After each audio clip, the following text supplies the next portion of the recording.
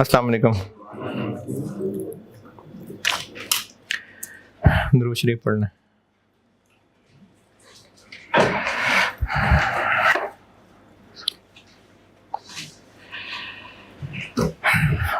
तो बहुत ही अर्सा हो गया यार, अब तो भूल भुला गए होंगे।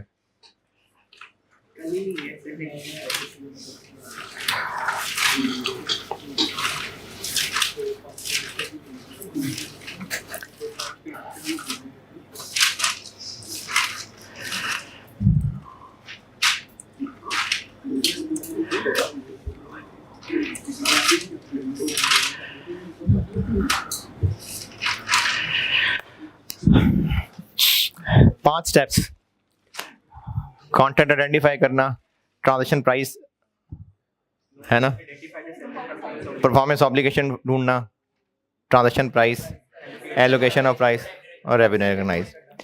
पहला स्टेप कंटेंट आइडेंटिफाई करना। 5 कंडीशंस हैं।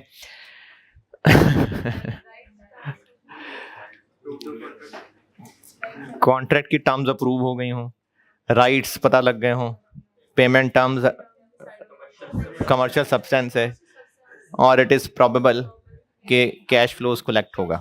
ठीक है। Step 2 performance obligation. Performance obligation वो प्रॉमिस्ड गुड और सर्विस है जो हमने कस्टमर को डिलीवर करनी है।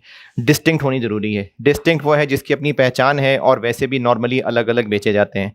अगर एक से ज़्यादा तरह की गुड सर्विसेज हैं तो फिर देखना पड़ेगा कि क्या वो सब अलग अलग परफॉर्मेंस ऑब्लिगेशंस हैं या नहीं हैं।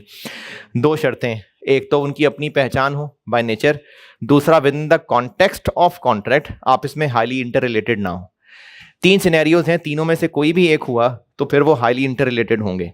या तो सब जो गुड सर्विसेज हम बेच रहे हैं वो सब मिला के कंबाइंड आउटपुट भी हमने ही बना के देना है, या फिर वो आपस में हाईली इंटर रिलेटेड है, या फिर बाद में की गई सर्विस पुरानी दी हुई गुड्स को सिग्निफिकेंटली मॉडिफाई कर देगी। अगर ऐसा हुआ तो 2 या 2 से ज़्यादा को हमें मिलाना पड़ेगा। Step 3 transaction price. Transaction price जो ऑफिशियली कस्टमर से पैसे तय हो रहे हैं उसमें 5 तरह की एडजस्टमेंट्स। 2 वेरिएबल कंसिडरेशंस, इनमें अनसर्टेनिटी का एलिमेंट है, यानी टोटल अमाउंट कम ज़्यादा हो सकती है। अब उसमें रिफंड, पेनल्टी, बोनस, ये सब चीज़ें हो सकती हैं। इन सब चीज़ों का हल है कि एस्टीमेट लगाना है बेस्ट, और मोहतात ये होना है कि इतना बेस्ट एस्टीमेट लगाएं जो कल को रिवर्स ना करना पड़े। करना पड़ गया तो कोई बात नहीं, लेकिन पहले ही मोहतात होके कल को रिवर्स ना करना पड़े। तीसरी एडजस्टमेंट थी सिग्निफिकेंट फाइनेंसिंग कंपोनेंट। वो ये था कि अगर तो लोन इन्वॉल्व है और बाय डिफॉल्ट आपके लेवल पे लोन ही इन्वॉल्व होगा, तो फिर अगर कैश पहले है परफॉर्मेंस बाद में है तो लोन लायबिलिटी कंपाउंड करेंगे, इंटरेस्ट एक्सपेंस बनाते जाएंगे और फ्यूचर अमाउंट वो रेवेन्यू है। और अगर परफॉर्मेंस आज है, पैसे कल हैं, तो हमारा एसेट इंटरेस्ट इनकम बनेगी और कल के पैसों की डिस्काउंटिंग करके ये रेवेन्यू की अमाउंट होगी। चौथा स्टेप था नॉन कैश कंसिडरेशन। तो उसमें जो कस्टमर हमें एक्स्ट्रा चीज़ दे रहा है उसकी फेयर वैल्यू हमारा रेवेन्यू शामिल होगा। एक चीज़ थी कंसिडरेशन पेबल टू कस्टमर, कि अगर हम कस्टमर को कोई पैसे दे रहे हैं तो वो हमारा एक्सपेंस नहीं होगा, रेवेन्यू में से कमी होगी। ये स्टेप 3 था। स्टेप 3 सॉल्व हो गया। अगर स्टेप 2 में एक से ज्यादा परफॉर्मेंस ऑब्लिगेशन है तो स्टेप 3 का आंसर स्टेप 2 के आंसर में बांटेंगे रेशो में। रेशो किसकी? Stand alone sale price. Stand alone sale price क्या? जितने का नॉर्मली अलग बेचते हैं, और अगर 2-3 को मिला के वैसे भी अलग से डिस्काउंट करके बेचते हैं तो उनकी वो डिस्काउंटेड प्राइस पहले अलग निकालनी पड़ेगी। ABCD बेच रहे हैं, A और B अलग अलग भी बेचते होते हैं डिस्काउंट देके, तो पहले उनकी डिस्काउंटेड प्राइस निकालनी पड़ेगी, उसके बाद फिर उसको एलोकेशन में लेंगे। और स्टेप 5 ये था कि अगर performance obligation satisfied over time है तो फिर रेवेन्यू भी ओवर टाइम रिकॉर्ड होगा, और अगर performance obligation satisfied over time नहीं है तो फिर इसका मतलब है at a point in time है। अगर ओवर टाइम है तो 3 बातों में से कोई भी एक पूरी होनी जरूरी है। एक बात कि हम गुड सर्विसेज दिए जा रहे हैं और वो साथ साथ कंज्यूम करता जा रहा है। दूसरी मिसाल, हम कस्टमर के पास जाके उसी का ही कोई एसेट बना रहे हैं और जैसे जैसे एसेट बनता जा रहा है कस्टमर ही का वो कंट्रोल में आता जा रहा है। तीसरी मिसाल, हम कस्टमर के लिए कोई स्पेशलाइज्ड चीज बना के दे रहे हैं और जब तक बनती रहेगी हमारा हर वक्त हक रहेगा कि जितना काम कर लिया प्लस प्रॉफिट हम पैसे लेने के हक रखते हो। इन तीनों में से कोई भी सिनेरियो हुआ तो फिर ओवर टाइम है, और ओवर टाइम है तो रेवेन्यू कैसे रिकॉर्ड होगा? प्रोग्रेस की बेस पे। प्रोग्रेस की बेस पे कैसे होगा? प्रोग्रेस कैलकुलेशन की भी प्रैक्टिस की थी और प्रोग्रेस को अप्लाई करने की भी प्रैक्टिस की थी, और बस यही किया था। ये थी सारी पिछली किस्तों का रिकैप। अब चलते हैं यहां से आगे। मैंने एक दो सवाल प्रोग्रेस कैलकुलेट करने के भी शायद करवा दिए थे कि नहीं? प्रोग्रेस परसेंटेज कैलकुलेट करना आर्स मेथड से भी हो सकता है कि नहीं किए थे?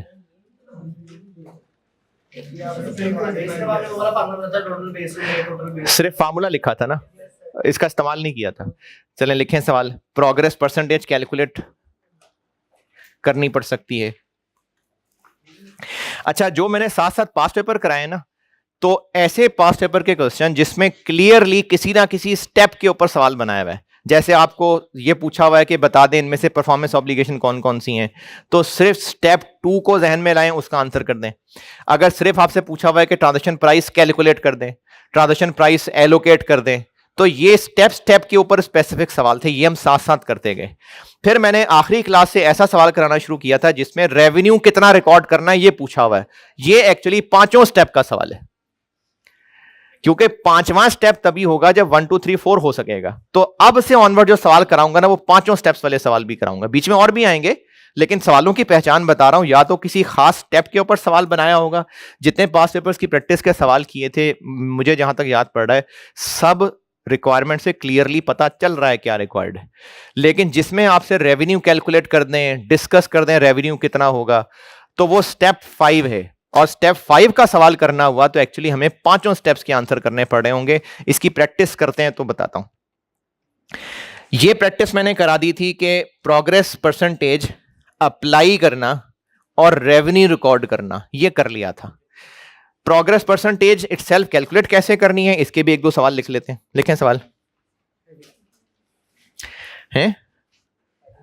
हेडिंग लिख लें, लिखनी है कोई तो। प्रोग्रेस कैलकुलेट करना सिखा रहा हूं। अभी सारी डिस्कशन स्टेप 5 पे चल रही है, अब मैं प्रोग्रेस को एक्सप्लेन कर रहा हूं। कॉन्ट्रैक्ट पीरियड 3 साल, कॉन्ट्रैक्ट पीरियड 3 साल।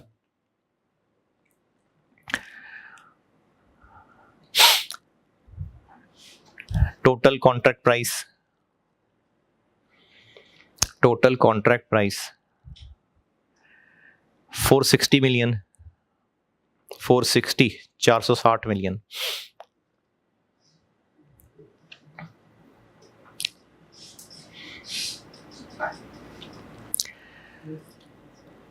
एक्सपेक्टेड टोटल कॉन्ट्रैक्ट कॉस्ट, नहीं बल्कि रहने दे, एक्सपेक्टेड टोटल कॉस्ट रहने दे।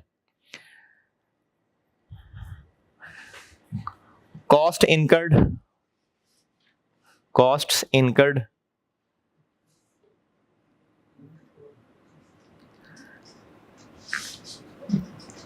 in year 1, costs incurred in year 1 80 million,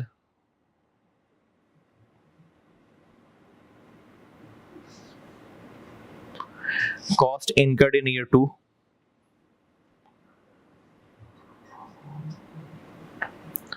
160 million,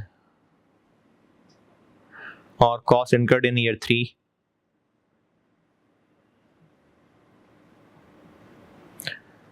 110 million.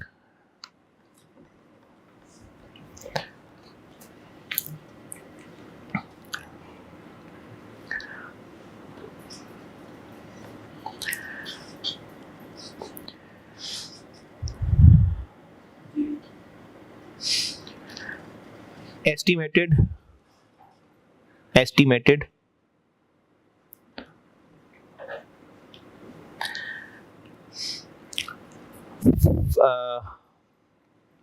नहीं, एस्टिमेटेड का वर्ड काट दें. Further cost to complete, further cost to complete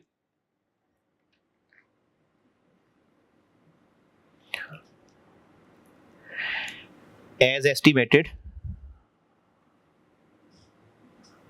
further cost to complete as estimated at end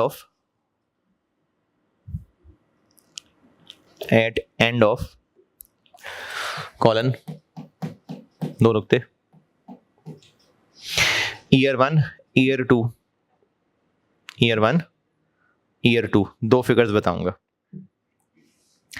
year 1 के सामने figure लिखें.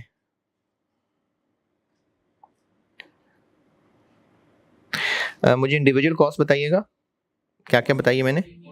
80, 160 और 110.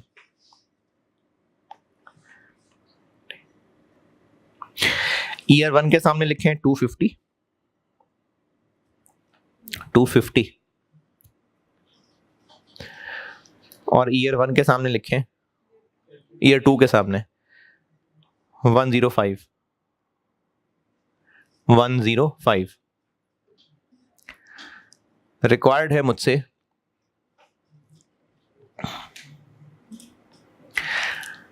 अच्छा को मिसालें भी खैर नहीं याद होंगी कि प्रोग्रेस कैलकुलेट करने के कुछ इनपुट मेथड से कुछ आउटपुट मेथड से.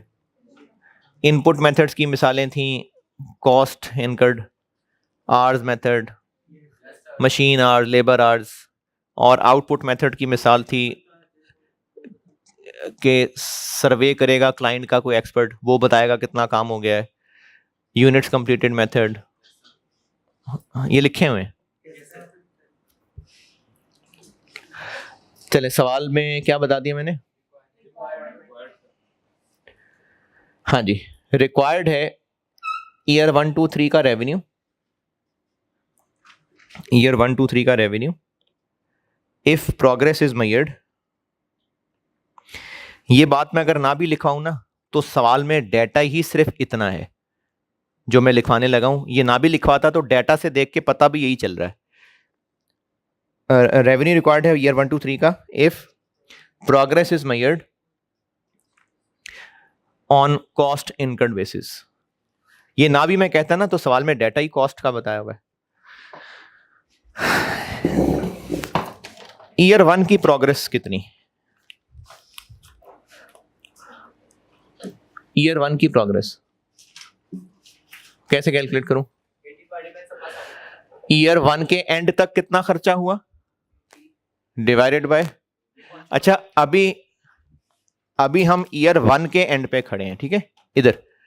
तो ईयर 1 के एंड पे खड़े होके 80 तो खर्च हो चुका.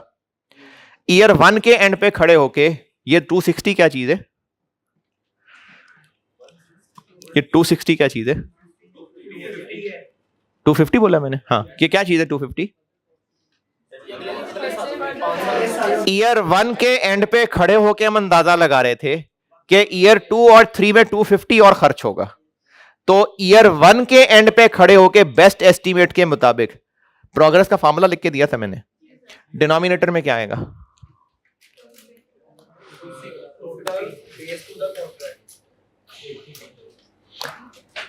डिनोमिनेटर में क्या लिखूं. 330. कैसे 330, फार्मूला क्या था, मैंने बोर्ड पे लिखा था. ऐसे ना करो यार, मैंने बोर्ड पे फार्मूला लिख के दिया था प्रोग्रेस का. मैंने लिखा था कौन से लेक्चर में देखें,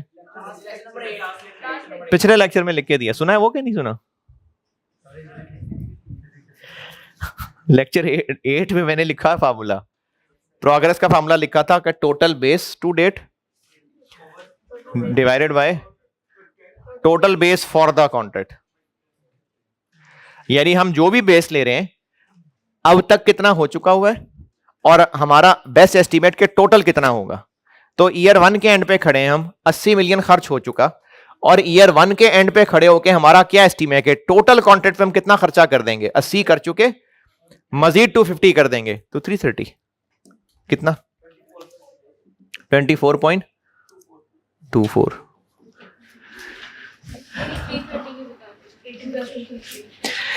ईयर 1 एंड हुआ, 80 मिलियन खर्च हो गया, 250 क्या है,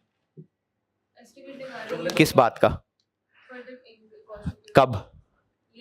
हम ईयर 1 के एंड पे खड़े हैं और हम ये अंदाजा लगा रहे हैं कि ईयर 2 और 3 में मजीद खर्चा कितना होगा। तो हमारे ईयर 1 के अंदाजों के मुताबिक टोटल कॉन्ट्रैक्ट पे खर्चा हमारा कितना होगा, 330 ना। देखें 80 तो हो ही गया ना।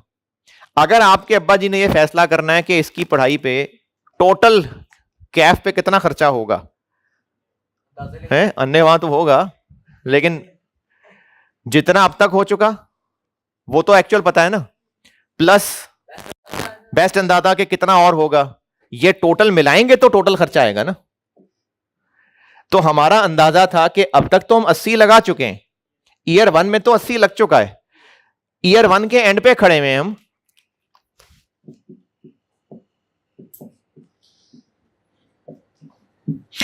अस्सी इधर हो चुका है और यहीं खड़े होकर हम अंदाजा लगा रहे हैं कि अगले 2 साल में 250 और होगा। तो हमारे इस अंदाजे के मुताबिक पूरा कॉन्ट्रैक्ट हम कितने में कर लेंगे, 330 में। ये वो 330 है। ईयर 2 में अब हम लोग प्रोग्रेस कैलकुलेट करने लगेंगे। तो ईयर 2 तक कितना हो चुका, 240,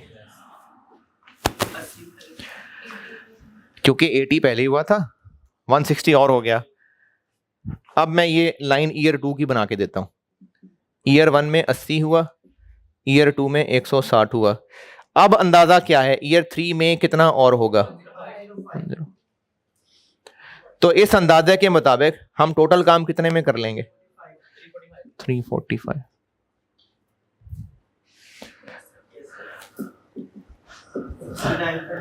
$69.57।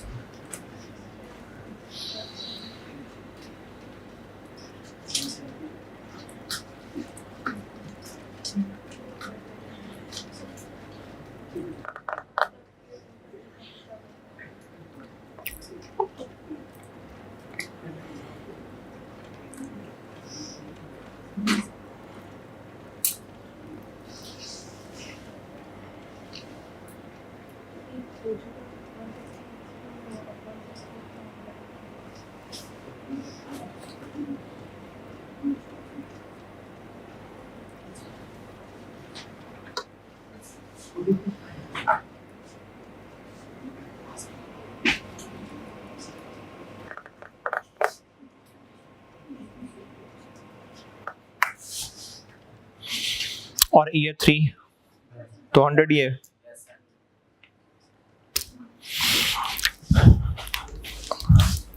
रेवेन्यू ईयर 1 का 460 मिलियन पे 24 460 का था ना जी, 111। ईयर 2 में 460 मिलियन का 69.57 माइनस 111.5,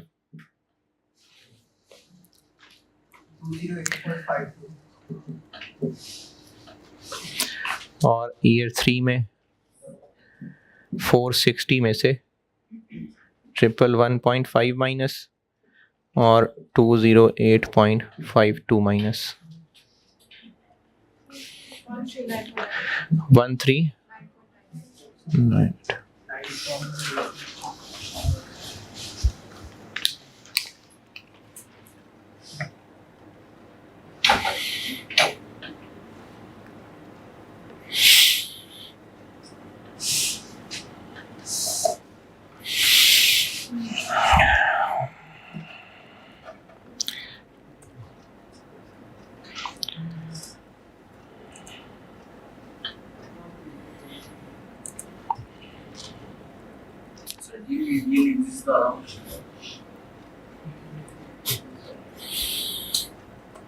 क्या करोगे आईएस 12 में यार? बहुत मुश्किल है, एक रिवीजन वाला और एक ये वाला। सही है, चैप्टर पे ये कहता है। हाँ जी, आप आईएस 38 में भी यही कहते थे।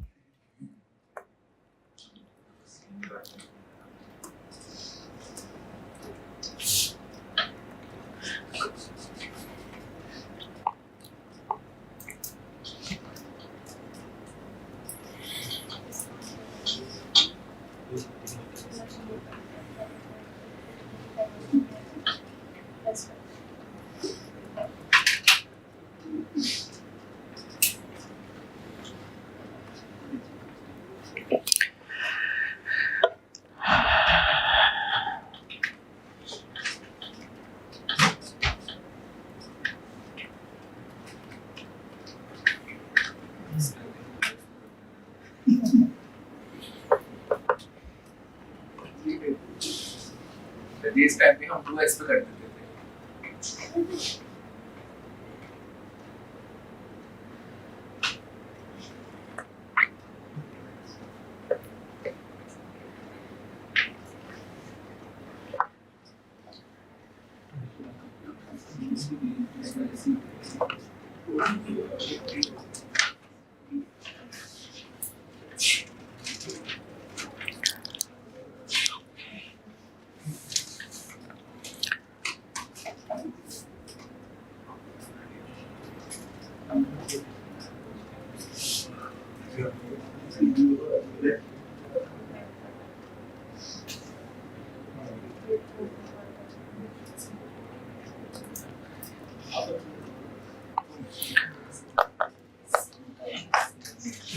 हाँ जी, डन।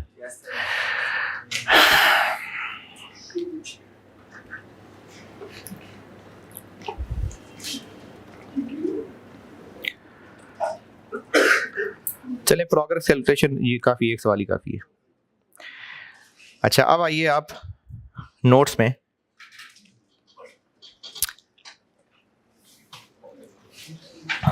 लास्ट पेज पे, नोट्स के लास्ट पेज पे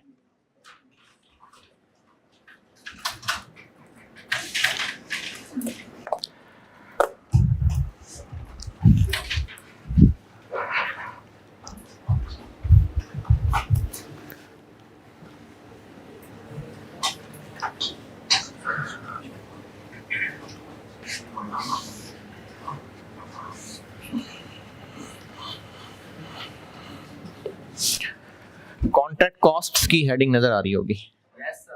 इस पे करते हैं बात।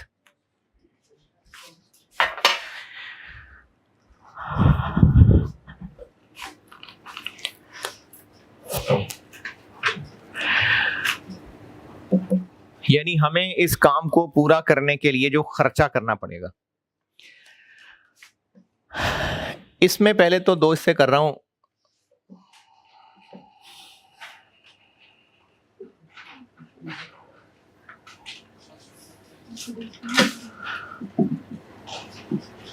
ये लिखा हुआ है उधर, मैं समझाने के लिए दरख्त बना रहा हूं। अगर दरख्त नोट करना हो तो मर्जी है आपकी,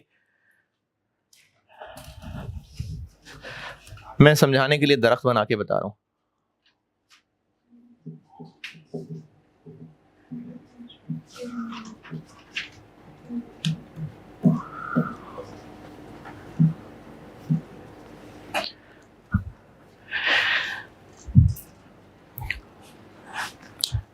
बचपन का सवाल, गुड्स खरीद ली, बेची नहीं है, कॉस्ट ऑफ सेल बन जाएगी?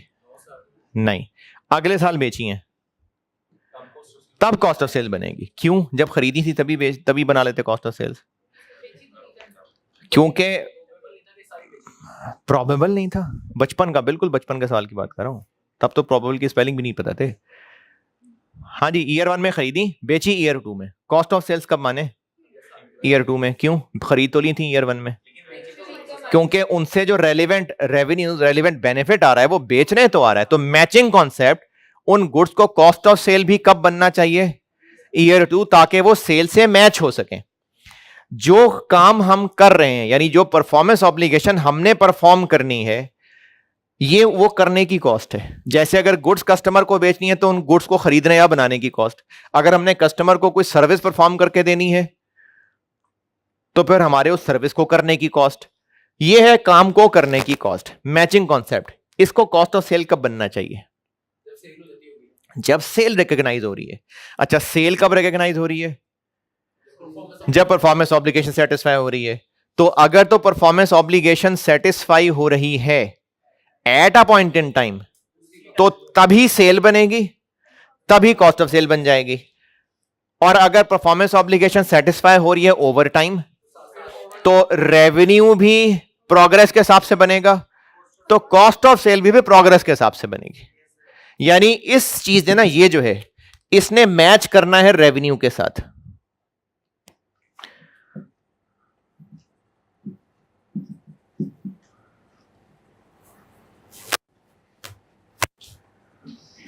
इसने रेवेन्यू के साथ मैच करना है।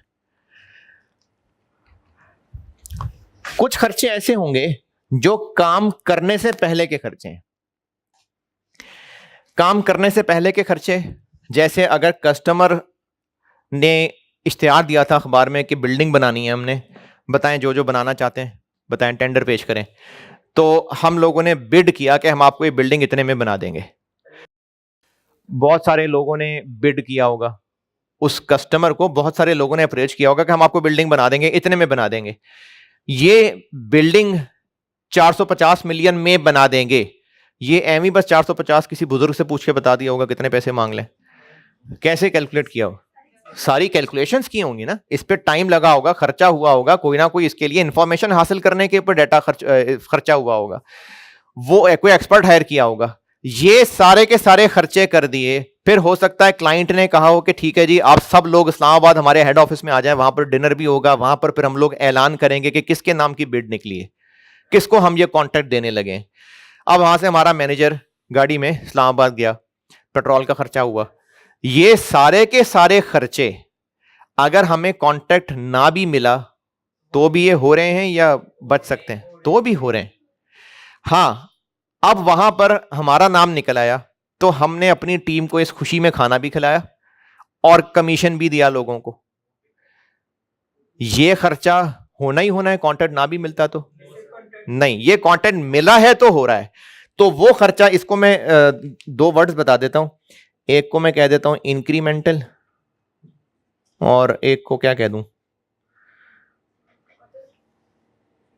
Not incremental.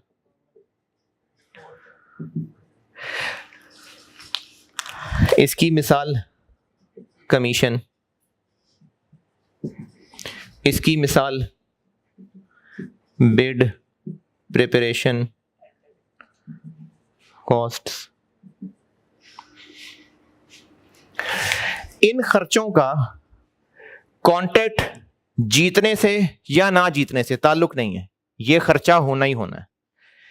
लेकिन यह खर्चा तब होगा जब हम कॉन्ट्रैक्ट जीत लेंगे, यानी हमें कॉन्ट्रैक्ट मिल जाएगा। तो इनकी अकाउंटिंग है एक्सपेंस,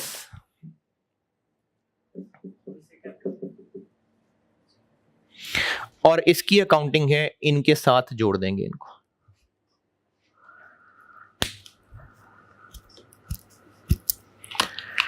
यानी इन दोनों को मिला के रेवेन्यू से मैच करना। ये वाले फॉरेन एक्सपेंस और ये इनको मिला के रेवेन्यू के साथ मैच करना है। रेवेन्यू के साथ मैच करने से मुराद ये है कि अगर revenue at a point in time record होना है तो ये भी सारा एट अ पॉइंट इन वही टाइम कॉस्ट ऑफ सेल बन जाना है। और अगर revenue over 3 years, over 4 years, over 5 years बंटना है तो ये भी ओवर 3, 4, 5 बंटना है। कैसे बंटना है? जैसे रेवेन्यू बंटना है, जिस प्रोग्रेस की परसेंटेज से रेवेन्यू बंटना है उसी प्रोग्रेस की परसेंटेज से भी बंटना है। आप कोई भी प्रोडक्ट सर्विस बताएं, मैं इसकी मिसालें दे देता हूं। चलो, बिल्डिंग बना के देनी है, हमने कस्टमर को 450 मिलियन में बिल्डिंग बना के देनी है, हमारा क्या खर्चा होगा?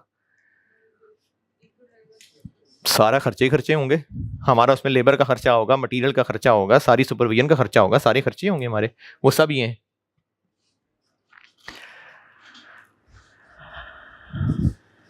दर्जी ने कपड़े सी के देने, दर्जी का खर्चा क्या होगा? 2000 रुपये सिलाई ले रहा है, खर्चा क्या होगा?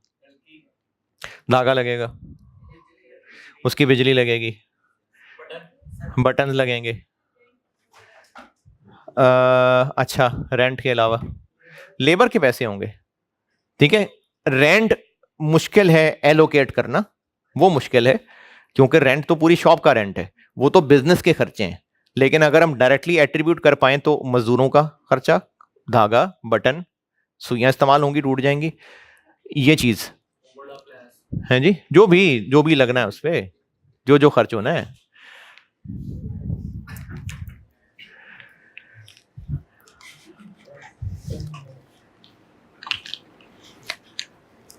तो ये तो है ही काम करने का खर्चा, और ये जो कॉन्ट्रैक्ट जीतने की खुशी में हम खर्चा कर रहे हैं, इनको मिला के रेवेन्यू से मैच कराना है।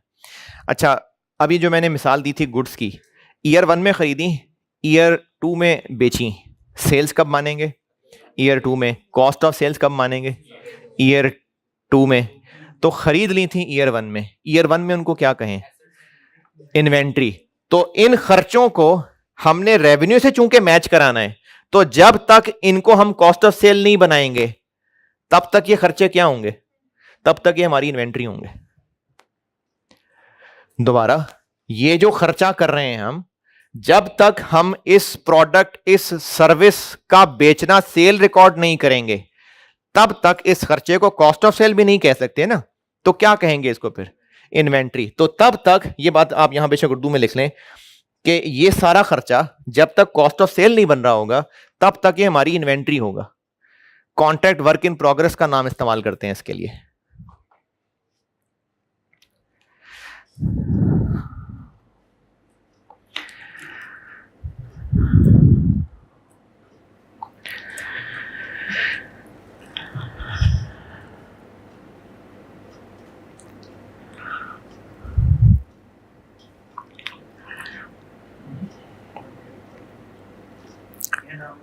कॉन्ट्रैक्ट वर्क इन प्रोग्रेस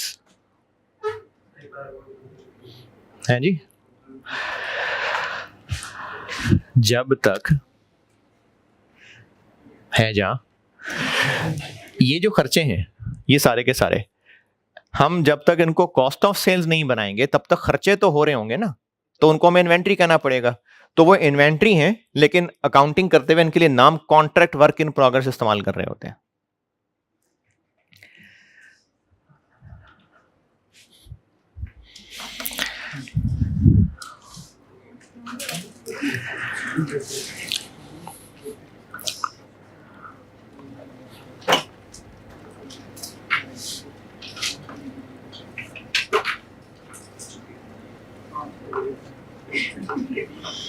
अभी एक सवाल मैं करूंगा बोर्ड पे, फिर उसके बाद एक सवाल पास पेपर का करेंगे, बस ये है टोटल।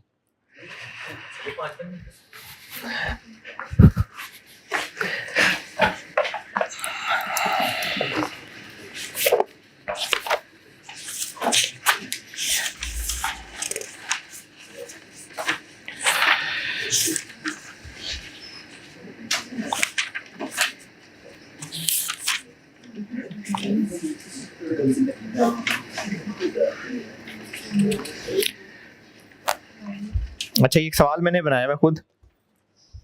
आप पैक की बुक में आइए और उसमें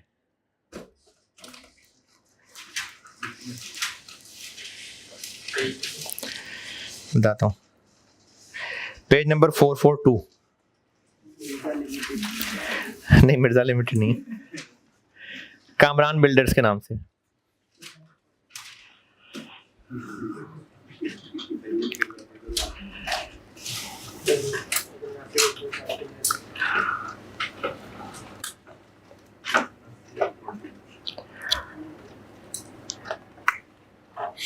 कामरान बिल्डर्स के नाम से एक सवाल है, क्वेश्चन 42।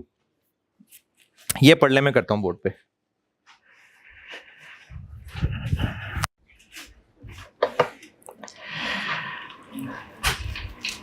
एंट्रीज भी सिखाता हूं उससे, और SOFP SOCI के एक्सट्रैक्ट्स भी सिखाता हूं।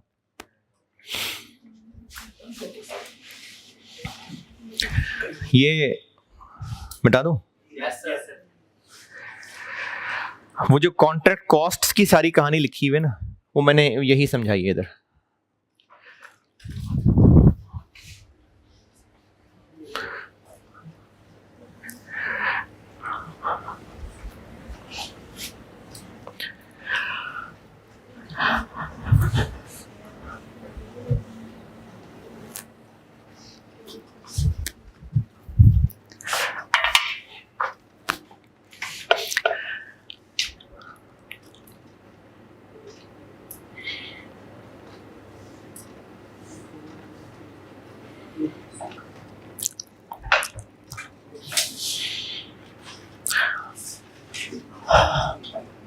अच्छा, आपके बचपन में सीखी हुई अकाउंटिंग से एक चीज अज्यूम कर रहा हूं, अगर हम बिल्डिंग बना रहे हैं अपनी और उस बिल्डिंग को बनाने में हमारे ही किसी एसेट का इस्तेमाल कर रहे हैं हम, तो वो जो हम एक क्रेन इस्तेमाल कर रहे हैं वो पूरी क्रेन बिल्डिंग की कॉस्ट में ऐड कर देंगे, उसके उतने अरसे की एडेप्शन। तो ठीक है, माशाल्लाह, जबरदस्त, पास है प्यार वन।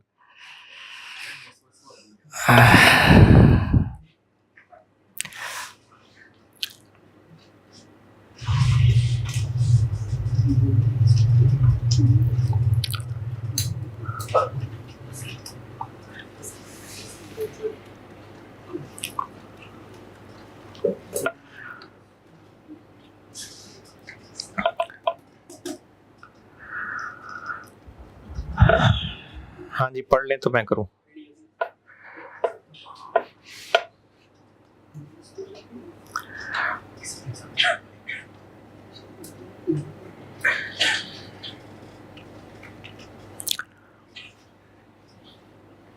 हाँ जी, ओके। 3 साल का कंटेंट है और अभी सिर्फ पहला साल गुजरा है। टोटल प्राइस हमने कस्टमर को कही है 700 मिलियन में हम उसको बिल्डिंग बना देंगे। और जो अभी पहला साल गुजरा है, ये सारी आगे उस पहले साल की डिटेल लिखी हुई है। एंट्रीज कहीं हुई हैं, इनकम स्टेटमेंट और बैलेंस शीट के एक्सट्रैक्ट्स कहीं में। ओवर टाइम या at a point in time? Over time कैसे पता? बिल्डिंग 3 साल पे बना के दे रहे हैं, इससे तो नहीं जरूरी पता लगना। नहीं नहीं, एक वर्ड सुनने में आया था मुझे, प्रोग्रेस। प्रोग्रेस दी हुई है। Last point, using an appropriate method, कोई भी मेथड लगाया होगा। प्रोग्रेस 22% है, तो ओवर टाइम है तो प्रोग्रेस है ना, तो ये ओवर टाइम है। इस पूरे साल में क्या क्या हुआ वो सारा कुछ लिखा हुआ है। सबसे पहले तो हमने प्लांट खरीदा, पीपीई। 1 जनवरी को प्लांट खरीदा, प्लांट डेबिट, कैश क्रेडिट, कितना? 320। ये हमने प्लांट खरीद लिया। अच्छा, हमने ना कस्टमर को बिल्डिंग बना के देनी है, उस बिल्डिंग के लिए हमने एक प्लांट खरीदा है, लेकिन ये प्लांट इस बिल्डिंग को बना के फेंक नहीं देंगे, इस प्लांट को हम 20 साल तक इस्तेमाल करेंगे।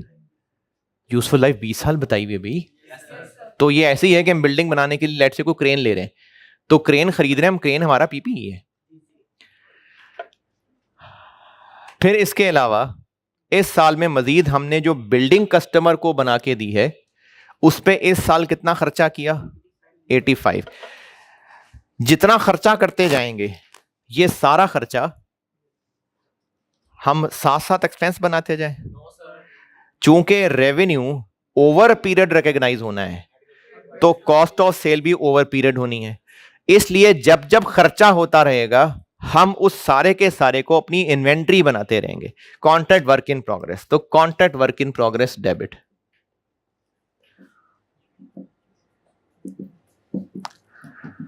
कितना खर्चा हुआ? 85।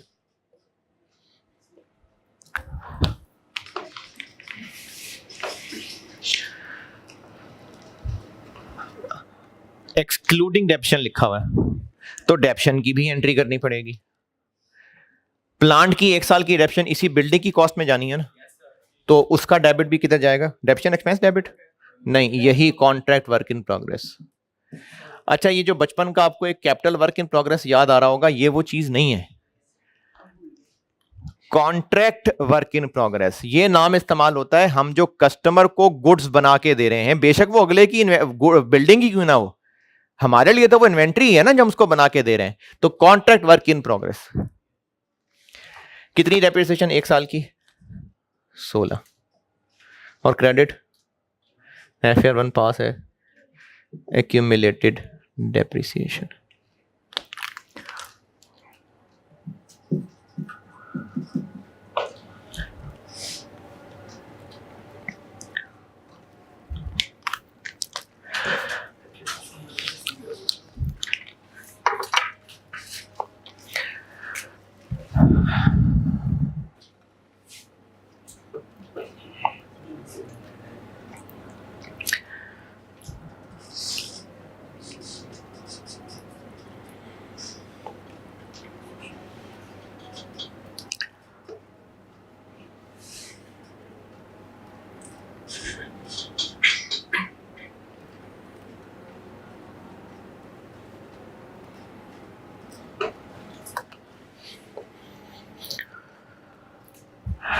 यहां तक okay?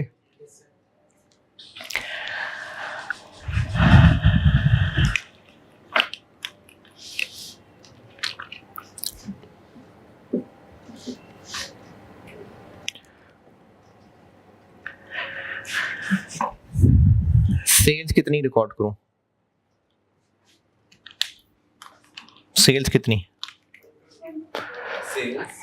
Revenue 22% of the total. 22% of 700।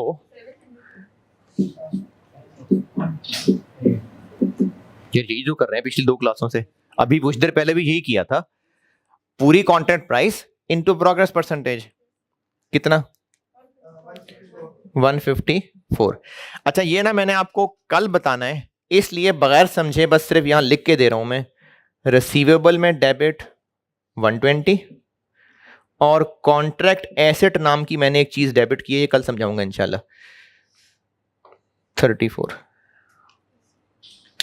ये है कोई चीज, ये कल बतानी है। 120 कैसे आया? ये मैंने समझाना है ना कल। 120 दिया हुआ है, first invoice was raised on, वो दिया हुआ है। ये मैंने 120 को अलग क्यों लिखा, इसको अलग क्यों लिखा, ये वाली चीज कल बतानी है। अभी के लिए आप इसको सिंपली ऐसे समझ लें कि डेटर डेबिट सेल्स क्रेडिट। तो ये मैंने डेटर डेबिट किया, इसको इन 2 नामों से क्यों किया ये कल बताना है।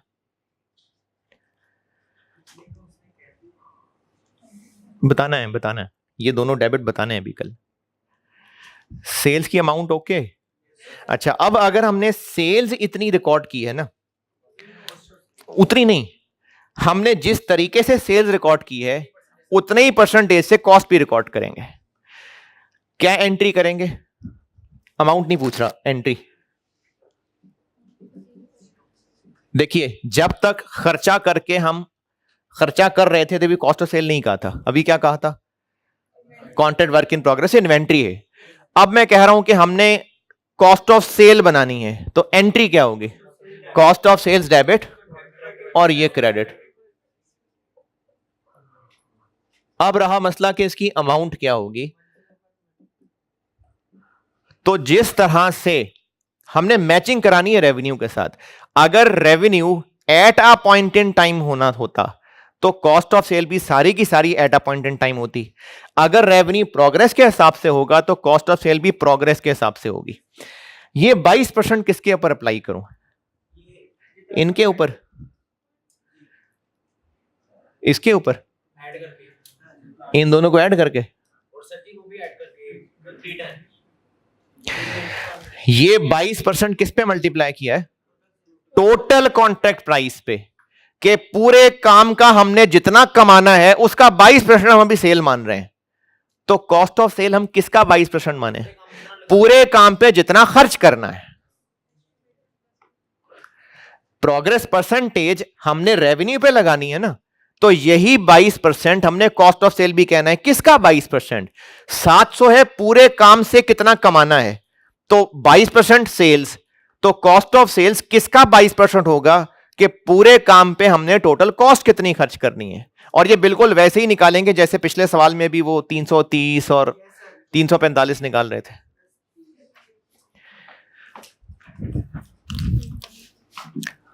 हम 21 के एंड पे खड़े हैं, अभी तक कितना हो चुका?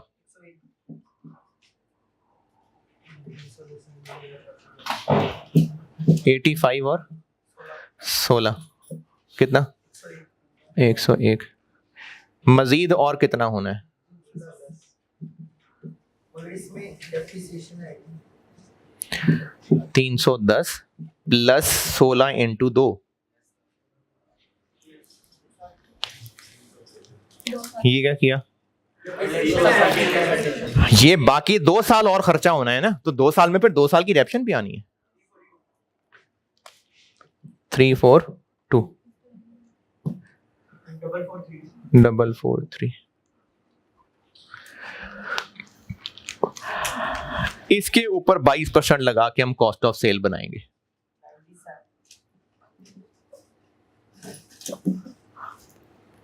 जी 97.46।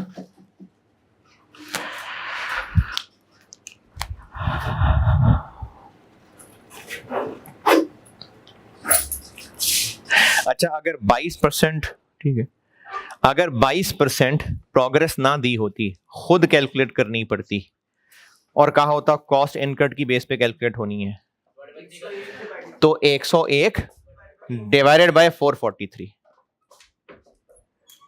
अगर सवाल में कहा होता कि प्रोग्रेस आपने खुद कैलकुलेट करनी है कॉस्ट इनकट की बेस पे, तो भी पिछले सवाल में यही कराया ना, तो 2021 के एंड पे खड़े होके 101 incurred to date divided by grand total, इतने % काम हो चुका होता। ये 2021 की एंट्रीज हैं।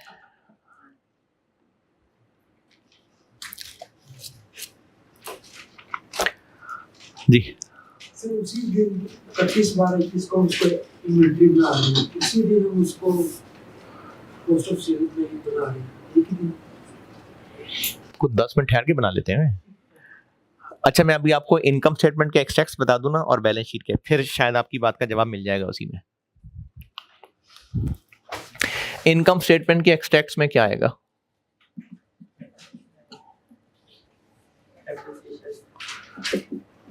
हाँ जी, सेल्स प्लान अभी तो निकालिए ना यार। सेल्स 154, कॉस्ट ऑफ सेल्स 97.46, बस ये तो निकाला है अभी। डेप्रिसिएशन थोड़ी आएगी, डेप्रिसिएशन कहां डेबिट किया मैंने? यही 2 ही चीजें आएंगी ना, सेल और कॉस्ट ऑफ सेल, बस वो हमने यहां डेबिट किया ना। डेप्रिसिएशन एक्सपेंस तो कहीं नहीं डाला,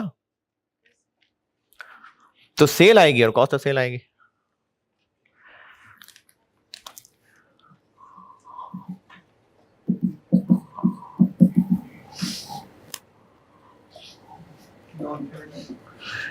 नॉन करंट एसेट्स में प्लांट आएगा,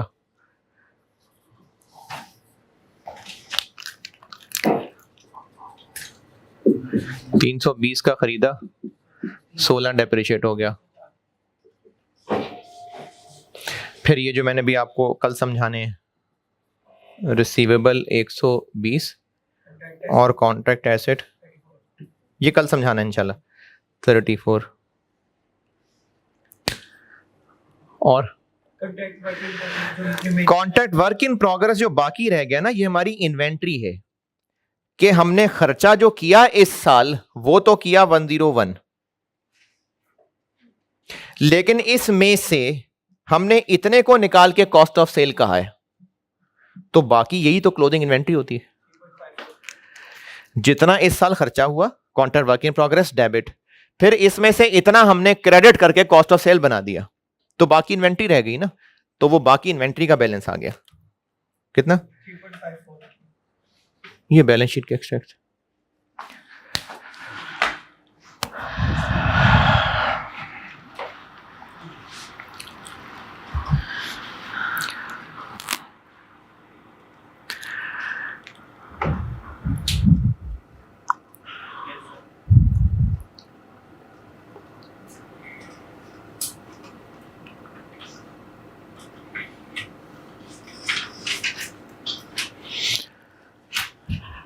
एक पास्ट पेपर का सवाल करा दूं कि बस।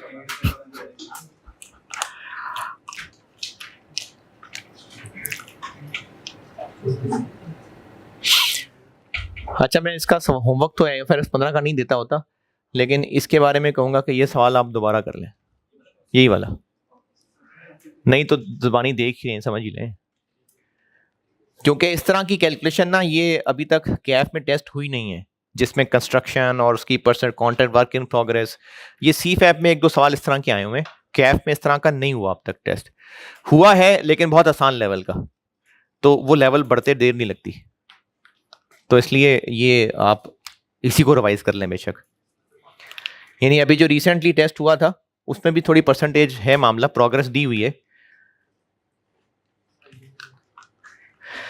चलें ठीक है, फिर मैं कल पास्ट पेपर का सवाल खुद ही कराता हूँ। बस ये तकरीबन एंड ही है, अब रेवेन्यू ऑलमोस्ट एंड ही है, अभी हैं कुछ 2-3 एपिसोड्स।